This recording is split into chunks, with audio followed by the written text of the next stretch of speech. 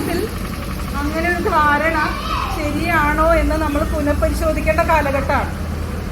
പല ന്യൂസുകളും കാണുമ്പോൾ നമുക്കറിയാം ഇതൊന്നും നമ്മളെ ബാധിക്കുന്ന പതുക്കെ നമ്മളിലേക്കും ഇതൊക്കെ വന്നു ചേരും എന്നുള്ളത് നമ്മൾ വ്യക്തമായിട്ട് മനസ്സിലാക്കേണ്ട ഒരു കാലഘട്ടമാണ് ശരിക്കും അല്ലെ. പണ്ട് കാലത്തെന്നൊക്കെ പറയുമ്പോൾ നമ്മൾ കണ്ടിട്ടുള്ള വഴിയിലൂടെ അല്ലെങ്കിൽ നമ്മുടെ അടുത്ത് പുറത്തൊക്കെ ഇങ്ങനെ മദ്യവുമായിട്ട് ഇന്ന ആളുകൾ നമ്മുടെ കുട്ടികൾക്കും അങ്ങനെയായിരിക്കും കുറച്ചുകൂടെ പരിചയമുള്ളത്.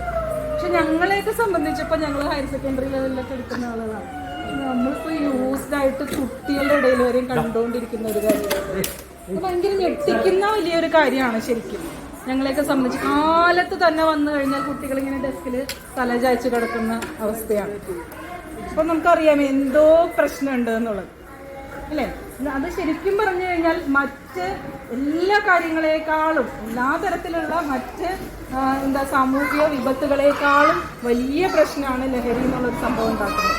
കാരണം ഈ കുഞ്ഞുങ്ങളുടെയൊക്കെ ഏറ്റവും ആദ്യം ബാധിക്കുന്ന അവരുടെ തലച്ചോറിനെയാണ് ഈ ലഹരിയെല്ലാം ബാധിക്കുന്നത് എന്നുള്ളത്.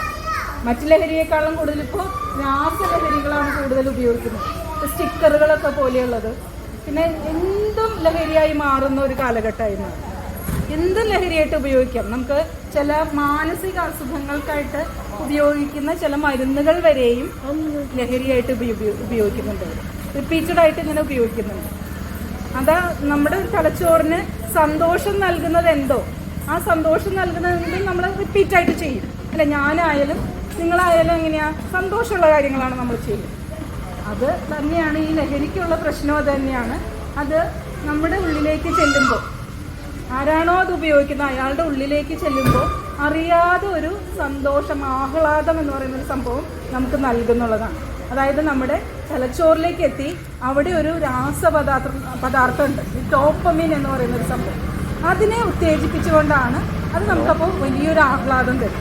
അപ്പം അതാണ് നമ്മൾ പിന്നീടും ഒരിക്കലും ഉപയോഗിച്ച് കഴിഞ്ഞാൽ പിന്നീടും ഉപയോഗിക്കാനുള്ളൊരു ടെൻഡൻസി വരുത്തുന്നത് അതുകൊണ്ടാണ്. അപ്പം അതുകൊണ്ട് തന്നെ നമ്മൾ ആരും വിചാരിക്കേണ്ട നമ്മുടെ കുട്ടികളൊക്കെ വളരെ സേഫായിട്ടിരിക്കും എന്നുള്ളതും വിചാരിക്കേണ്ട. പിന്നെ മറ്റൊരു കാര്യം പറയാതിരിക്കാൻ നിവൃത്തിയില്ല. കുട്ടികളെല്ലാം പറയുന്നത് 100% ശരിയാണ്, എനിക്ക് വിശ്വസിക്കാനാകും എന്നുള്ള തെറ്റിദ്ധാരണ നമ്മുടെ മനസ്സിൽ വെക്കേണ്ട. എപ്പോഴും നമ്മൾ നമ്മൾ എന്തെങ്കിലും കാര്യങ്ങളുണ്ടെങ്കിൽ അവർ പറഞ്ഞാൽ പോലും അതിനൊന്നിടയ്ക്കൊന്ന് ക്രോസ് ചെക്ക് ചെയ്യുന്നത് എപ്പോഴും നല്ലതാണ്. അപ്പോൾ എങ്ങനെയാണ് ഈ കുട്ടികൾ ഈ പറഞ്ഞോണം അവർക്ക് സന്തോഷം കിട്ടുന്ന കാര്യങ്ങളല്ലേ അവർ ചെയ്തുകൊണ്ടിരിക്കുക. ഇത് ഉപയോഗിച്ച് കഴിയുമ്പോൾ പിന്നെയും അത് ഉപയോഗിക്കാനുള്ളൊരു ആസക്തി അത് ഉണ്ടാക്കുന്നുള്ളതാണ്. അപ്പോൾ നമ്മുടെ കുട്ടികളല്ലാതായി അവർ മാറും. ഭ്രാന്തമായിട്ടുള്ളൊരവസ്ഥയിൽ എത്തിപ്പെടും. അവരെന്ത് ചെയ്യുന്നു എന്ന് അവർക്ക് പോലും തിരിച്ചറിയാൻ പറ്റാത്തൊരവസ്ഥയിലേക്ക് എത്തും. പക്ഷെ ഇത് കിട്ടിയില്ലെങ്കിൽ അവർക്ക് പിന്നീടും അത് ഉപയോഗിക്കാനുള്ള വല്ലാത്ത ടെൻഡൻസിയാണ് അവരുടെ ഉള്ളിലേക്ക് വരും.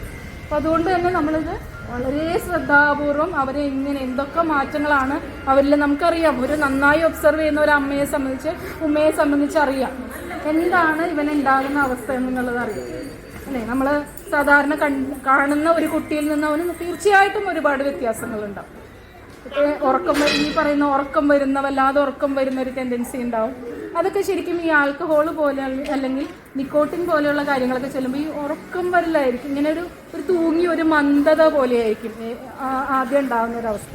അതായത് നമ്മുടെ നാഡീവ്യൂഹങ്ങൾക്ക് ശരിക്കും തലച്ചോറിലേക്ക് സന്ദേശം എത്തിക്കുക എന്നുള്ളത് കുറച്ച് നേരത്തേക്ക് അതിനെ ഒന്ന് സ്ലോ ഡൗൺ ചെയ്യുക, ഒന്ന് സാവധാനത്തിലാക്കുന്ന ഒരു പ്രോസസ്സായിരിക്കും നടക്കുക. അപ്പം അതുകൊണ്ട് തന്നെയാണ് ഈ മന്ദിപ്പൊക്കെ തോന്നുന്നത് ശരിക്കും കണ്ടു കഴിഞ്ഞാൽ. കുട്ടികളൊക്കെ അങ്ങനെ ഉപയോഗിച്ചിട്ടുണ്ടെങ്കിൽ കണ്ടു കഴിഞ്ഞാൽ അറിയാം. കഴിഞ്ഞ ദിവസമൊക്കെ നമ്മൾ വായിച്ചോല്ലേ 10ാം ക്ലാസ്സൊക്കെ വിടുന്ന അവസരത്തിൽ ചേട്ടന്മാർ കുട്ടികൾക്ക് കൊടുത്തതാണ്. അപ്പോൾ ഈ ഒരു ഗ്രൂപ്പിലാകാന്നുള്ള ഒരു പ്രോസസ്സ് ഉണ്ടല്ലോ, അത് ഭയങ്കര സംഭവമാണ്. കുട്ടികളുടെ ഇടയിൽ ആളാവുക, ഗ്രൂപ്പിലാവുക, ഒരു ഗ്യാങ്ങിലാവുക എന്നൊക്കെ പറയുന്നത് ഭയങ്കര സംഭവമാണ്. വളരെ കഷ്ടപ്പെട്ടിട്ടാണ് അവരതിലാവുന്നത് അല്ലെ. അവരുടെ ആ ഒരു പ്രായത്തിൽ അങ്ങനെയാണ്, ആ ഒരു ടീനേജിലേക്ക് വരുന്ന ഒരു പ്രായത്തിൽ അങ്ങനെയാണ്. അവർക്കൊരു ഗ്രൂപ്പ്, നമ്മുടെ വീട്ടിലെ ആളുകളെക്കാളും കൂടുതൽ ഗ്രൂപ്പിലെ ആളുകളാണ് അവർക്ക് പ്രാധാന്യമുള്ളത്. അപ്പോൾ അവരെന്തോ പറയുന്നത് അത് ചെയ്യാൻ അവർ തയ്യാറാവുന്നുള്ളത്. പിന്നെ അതുപോലെ നമ്മളെ സംബന്ധിച്ച് നമ്മുടെ വീട്ടിലാണെങ്കിലും അല്ലേ എപ്പോഴും പഠനവുമായിട്ട് ബന്ധപ്പെട്ടുള്ള നല്ല സമ്മർദ്ദം നമ്മൾ അല്ലേ ഒരു പരിധി വരെയും കൊടുക്കാറുണ്ട്. കാലത്ത് തുടങ്ങി വൈകുന്നേരം വരെ കുട്ടികളോട് ആദ്യം പറയുന്നത് പഠിക്കുക അല്ലെ, A+ പോയി പഠിക്കുക എന്നൊക്കെയുള്ള കാര്യങ്ങളായിരിക്കും നമ്മൾ കൂടുതൽ പറയുക അല്ലേ. അത് ശരിക്കും പറഞ്ഞാൽ അവരെ വലിയ സമ്മർദ്ദത്തിലാക്കാറുണ്ട്. അത് തന്നെ ഇപ്പോൾ ഈ സ്റ്റിമുലസ് ആയിട്ടുള്ള, അതായത് നമ്മളെ നെർവ്സിനെ ഉത്തേജിപ്പിക്കുന്ന, നമ്മുടെ പെർഫോമൻസ് കൂട്ടാൻ പാകത്തിനുള്ള ചില മരുന്നുകൾ കൂടി പഠന മരുന്നുകൾ എന്നൊക്കെ പറഞ്ഞ് തന്നെ അത്തരത്തിലുള്ള മരുന്നുകൾ ഇറങ്ങുന്നു എന്നുള്ളതാണ്. അപ്പോൾ ആദ്യം ഇതിങ്ങനെ മന്ദീഭവിക്കുന്ന തരത്തിലുള്ള ഡിപ്രസൻസ് എന്ന് പറഞ്ഞ മരുന്നുകളാണെങ്കിൽ അതൊക്കെ മാറി ഇപ്പോഴത്തെ കാലഘട്ടത്തിൽ ഈ സ്റ്റിമുലൻസ് എന്ന് പറഞ്ഞ മരുന്നുകളാണ് അവർ കൂടുതൽ ഉപയോഗിക്കുന്നത്. അത് പെട്ടെന്ന് നമ്മളെ സ്റ്റിമുലേറ്റ് ചെയ്യും, ഭയങ്കര എനർജി ആയിരിക്കും.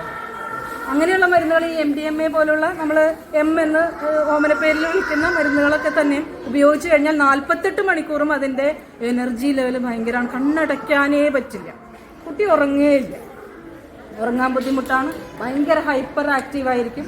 അതൊക്കെയാണ് അതിൻ്റെ ലക്ഷണങ്ങൾ. അപ്പോൾ നമുക്ക് പെട്ടെന്ന് തന്നെ തിരിച്ചറിയാൻ പറ്റും നമ്മുടെ കുഞ്ഞ് നേരത്തെ എങ്ങനെയായിരുന്നു എന്നും ആ എനർജി ലെവലിലെ വ്യത്യാസം അല്ലേ. അവർ പെട്ടെന്ന് കാര്യങ്ങൾ ഇങ്ങനെ എക്സ്പെരിമെൻ്റ് ചെയ്യാനുള്ള ടെൻഡൻസി, ഭയങ്കരമായിട്ട് ഹൈപ്പർ ആക്റ്റീവായിട്ട് വരുന്നു, ഭയങ്കരമായിട്ടുള്ള പ്രകോപനങ്ങൾ ഉണ്ടാകുന്നു. പെട്ടെന്ന് തന്നെ എന്തെങ്കിലും ചെറിയ നിസ്സാര കാര്യം വരുമ്പോഴത്തേനും പെട്ടെന്ന് ദേഷ്യം വരാം. ഇതെല്ലാം ഇതിൻ്റെ ലക്ഷണങ്ങളാണെങ്കിലും ഇത് മാത്രം കൊണ്ടാണ് ഇങ്ങനെ ആവുന്നതെന്നും കൂടെ പറയാൻ പറ്റില്ല. അതുകൂടെ നമ്മളൊന്ന് ചെക്ക് ചെയ്യണം. നമുക്കറിയാമല്ലോ, ചിലപ്പോൾ വേറെ ഫോണിൻ്റെ അഡിക്ഷൻ എല്ലാം ഒരു തരത്തിൽ ലഹരിയാണല്ലോ.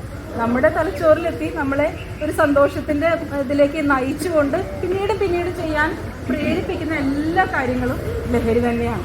അപ്പോൾ ഒരു കാര്യം പറഞ്ഞാൽ ഫോണും എല്ലാ കാര്യങ്ങളും അതൊരു ലഹരി തന്നെയാണ്. അത് ഈ ശരിക്കുള്ള ലഹരിയിലേക്കുള്ള ഒരു വഴി കൂടിയാണെന്ന് കൂടെ ഓർക്കണം. അപ്പോൾ നമ്മളെപ്പോഴും ഫോണൊക്കെ എടുത്തു വയ്ക്കുമ്പോൾ അതിനൊന്ന് അത്യാവശ്യം നിയന്ത്രിക്കുന്നത് നന്നായിട്ട് ആവശ്യമാണ്. പൊതുവേ ഇപ്പോൾ കുട്ടികളുടെ നമുക്കറിയാം, ചിരിക്കുന്നത് എന്താണെന്ന് നമുക്കറിയാം, എല്ലാ കുട്ടികളുടെയും ഒരു കാര്യമാണ് ഫോൺ എന്നുള്ളത്. ഭയങ്കര അഡിക്ഷനായിട്ട് മാറിയിട്ടുള്ള ഒരു കാലഘട്ടം.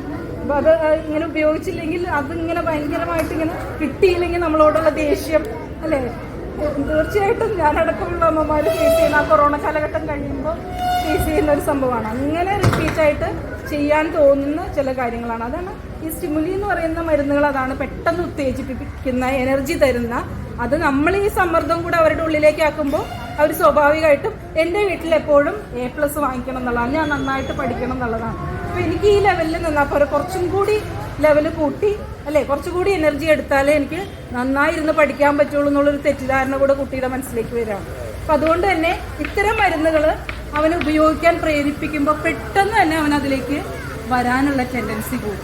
ശരിയാണ്, എൻ്റെ വീട്ടിലാണെങ്കിൽ ഇങ്ങനെയുള്ള അല്ലേ ഇതൊക്കെ കൂടുതലാണ്, അപ്പോൾ എന്തായാലും ഞാനിത് ഉപയോഗിച്ചേ മതിയാവൂ എന്നുള്ള രീതിയിലേക്ക് കുട്ടി മാറാനുള്ള സാധ്യതയുണ്ട്. പിന്നെ മറ്റൊന്നാണ് ഹാലോജിനോജൻസ് എന്ന് പറഞ്ഞിട്ടുള്ളൊരു വിഭാഗമുണ്ട്. ആ മരുന്നുകളാണ് നമുക്ക് എന്താണോ കാണുന്നത് അതായിരിക്കില്ല അവരുടെ ഉള്ളിൽ കാണുന്നത്. കാണാത്ത സംഭവങ്ങൾ അവർ കാണും, കേൾക്കാത്ത സംഭവങ്ങൾ അവർ കേൾക്കും. അവരെന്തോ വലിയ ദിവ്യനാണെന്നൊക്കെ ഉള്ളൊരു ധാരണ, അങ്ങനെയുള്ളൊരു രീതിയിലേക്ക് അവർ വരും. അതും ഈ ടീനേജ് പ്രായത്തിലാണ് അത് കൂടുതലും വരിക. കാരണം എന്താണെന്ന് വെച്ചാൽ ഈ പറയുന്നതാണ് അവരുടെ ഗ്രൂപ്പിലൊക്കെ അവർക്ക് ആളാവുക എന്നുള്ളൊരു വലിയൊരു സംഭവമാണ്.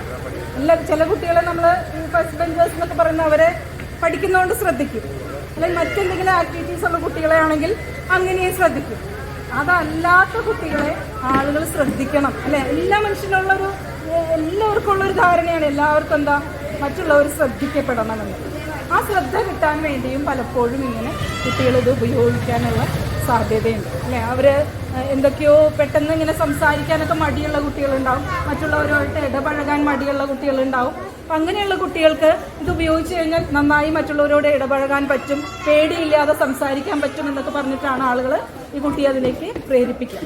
അപ്പം അത് ഞാൻ എന്തോ വലിയ സംഭവമായി എന്നൊക്കെ തോന്നിക്കാൻ പാകത്തിനുള്ള റിയാലിറ്റി അല്ല, അത് യാഥാർത്ഥ്യമല്ല അത് ശരിക്കും. പക്ഷെ അങ്ങനെയാണെന്ന് തോന്നിക്കുന്ന വിധത്തിലുള്ള മരുന്നുകളാണ് ഈ ഹാലൂസിനോജൻസ് എന്ന് പറഞ്ഞ മരുന്നുകൾ.